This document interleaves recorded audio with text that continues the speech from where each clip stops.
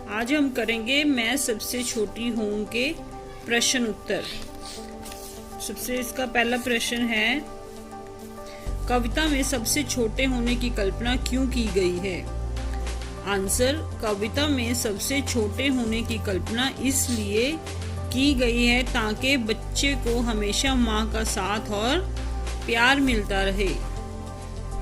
अगला प्रश्न है इसका, कविता में ऐसी बड़ी ना हूँ मैं क्यों कहा गया है? क्या तुम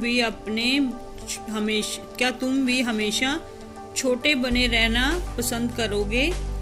आंसर, कविता में ऐसी बड़ी ना हूँ मैं इसलिए कहा गया है कि बड़ा होने पर माँ बच्चे को खिला पिलाकर खिलौने देकर बहला देती है और परियों की कहानी भी नहीं सुनाती है।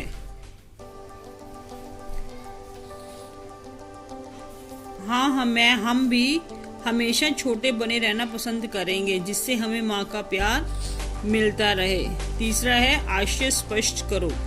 हाथ पकड़ फिर सदा हमारे साथ नहीं फिरती दिन रात। आंसर, बच्ची माँ से कहती है कि हे माँ, बड़े होने पर तुम हमें नहला धुलाकर खिलौने देकर अपने आप खेलने के लिए छोड़ देती हो। इस प्रकार तुम हर समय हमारे साथ नहीं रहती हो, साथ नहीं घूमती फिरती हो।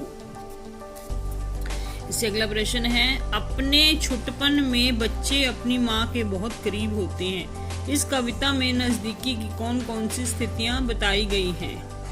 उत्तर, इस कविता में बच्चे का माँ की गोद में सोना, माँ के साथ घूमना, माँ के द्वारा बच्चे को नहलाना धुलाना तथा खिलाना पिलाना, परियों की कहानी सुनाना, बच्चे को प्यार करना तथा उसे आंचल में छिपाए रखना आदि नजदीकी की स्थितियाँ बताई गई हैं। अब अगला प्रश्न है, तुम्हारी माँ तुम लोगों के लिए क्या क्या काम करती है? आंसर, हमारी माँ हमारे हर सुख दुख का ध्यान रखती है। वह हमें प्यार से सुलाती है और हमारे साथ घूमती फिरती है। वह हमें हाथ से नहलाती धुलाती है तथा खाना खिलाती है। माँ हमें परियों की कहानियाँ भी सुनाती है। इससे अगला प्रश्न है, ये क्यों कहा गया है कि बड़ा बनाकर माँ बच्चे को छलती है? इसलिए कहा गया है क्योंकि बच्चे के बड़ा हो जाने पर माँ उसे खिलौनों आदि से खेलने के लिए बैठा देती है। वह उसे बचपन की तरह कहानियाँ भी नहीं सुनाती। बड़ा होने पर माँ बच्चे के साथ घूमना फिरना भी बंद कर देती है तथा अपने कामों में लगी रहती है।